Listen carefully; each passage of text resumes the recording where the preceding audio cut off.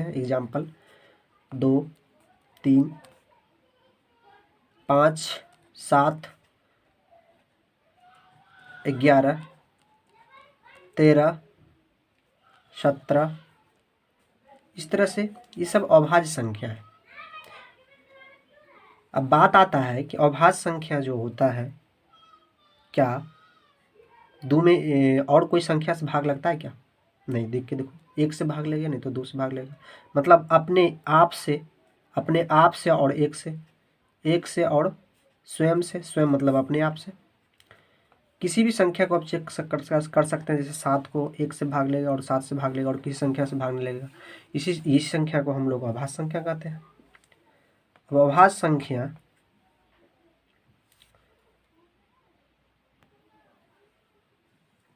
अभाज्य संख्या के बाद आता है यौगिक संख्या।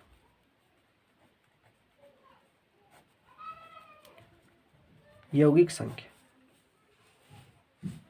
या इसी को कहते हैं भाज्य संख्या। डिफिनेशन की अगर चर्चा करें तो डिफिनेशन हम लोग जिस तरह से अभाज्य संख्या का दिए थे उसी प्रकार से, अंतर सिर्फ होता है इसमें एक और स्वयं के अलावे अन्य संख्या से भी भाग लगता है, अभाज्य संख्या कहलाता है। तो लिख सकते हैं वैसी संख्या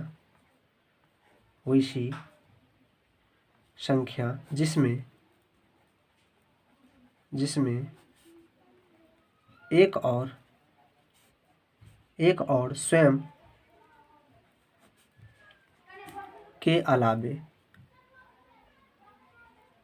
के अलावे अन्य संख्या से भाग लगे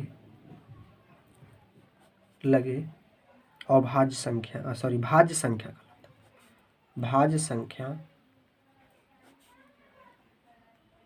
कहलाती है, यह भाज्य संख्या कहलाता है। एग्जाम्पल अगर ले हम 2 के अलावा हम कह सकते हैं 4, 6, 8, 9, 10, 12, 15, 16, है ना। इस तरह से आप चेक कर सकते हैं। अर्थात हम कहें सम संख्या और विषम संख्या दोनों इंक्लूड रहता है। इसमें 1 से भाग लगेगा, 2 से भाग लगेगा, 4 से भाग लगेगा। 1 से अधिक संख्या से भाग लग रहा है, उसी को हम लोग भाज्य या यौगिक संख्या कहेंगे, भाग या यौगिक संख्या कहेंगे।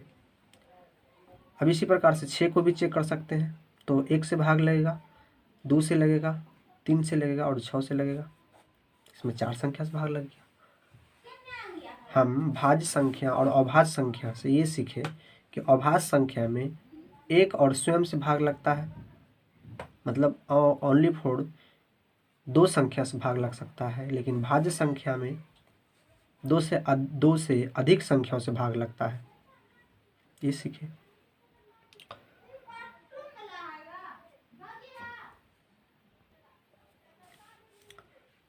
अपरिमेय संख्या को देखेंगे, इरेशनल नंबर। इसे p/q के रूप में नहीं लिख सकते, p/q के रूप में नहीं लिखा जा सकता है।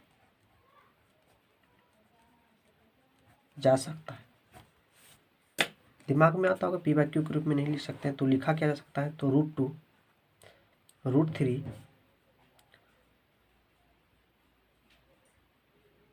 √5 etc.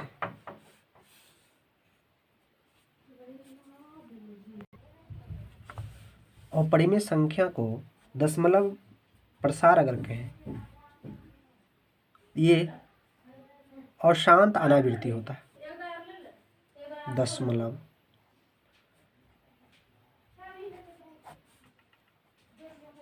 प्रसार कैसा होता है?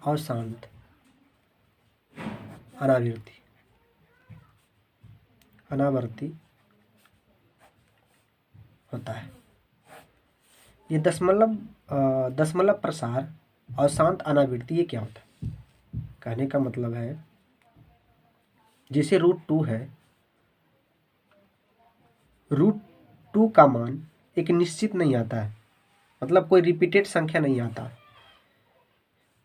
जैसे 1.41421356 ये चलते रहता है। अब देखो 1.4 के बाद 1 आया, 1 के बाद 4 आया, अब 4 के बाद जैसे 1 के बाद 4 आया, उसके बाद फिर यहाँ 2 उसके बाद 1 के बाद 4 आना था, 2 आना था, है ना, फिर 1 आना था, ऐसा कुछ नहीं है। तो ये रिपीटेड संख्या नहीं होता है, इसीलिए करके ये अशांत अनावृत्ति का होता है। और हम लोग जो देखे थे रिपीट होता था उसको हम लोग शांत आवृत्ति कहते थे, जो हम लोग परिमेय संख्या में देखे थे। तो हम लोग बारी बारी से सभी संख्या के बारे में जाने। मैं आशा करता हूँ कि आपको यह वीडियो पसंद आया होगा।